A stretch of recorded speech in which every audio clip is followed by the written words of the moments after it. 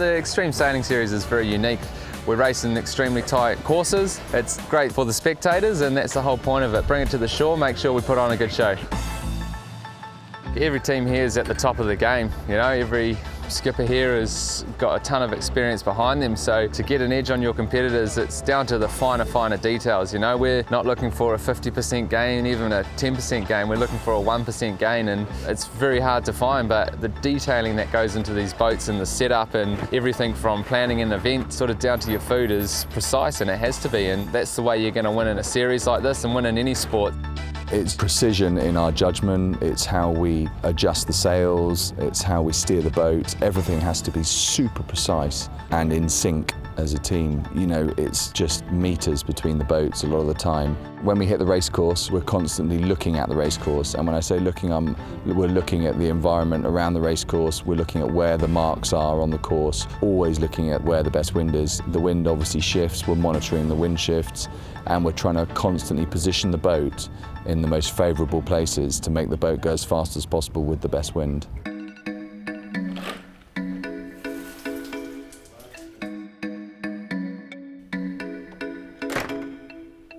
So the key to this boat is to be able to make clear decisions with a high heart rate.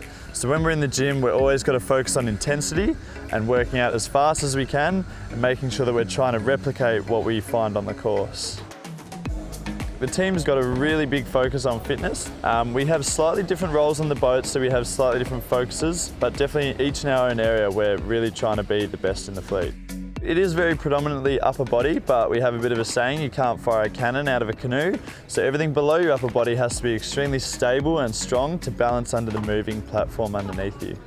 If you're not as fit as the other team, there's no doubt that you're going to be going slower at certain parts of the racetrack. And if you can be on the limit with your heart rate and still thinking really clearly, making the best decisions, it's going to work really well for you. It's a sport and it's getting faster and faster and a lot more physical with the speed, so if the guys aren't fit, they're not on board. That's as simple as that.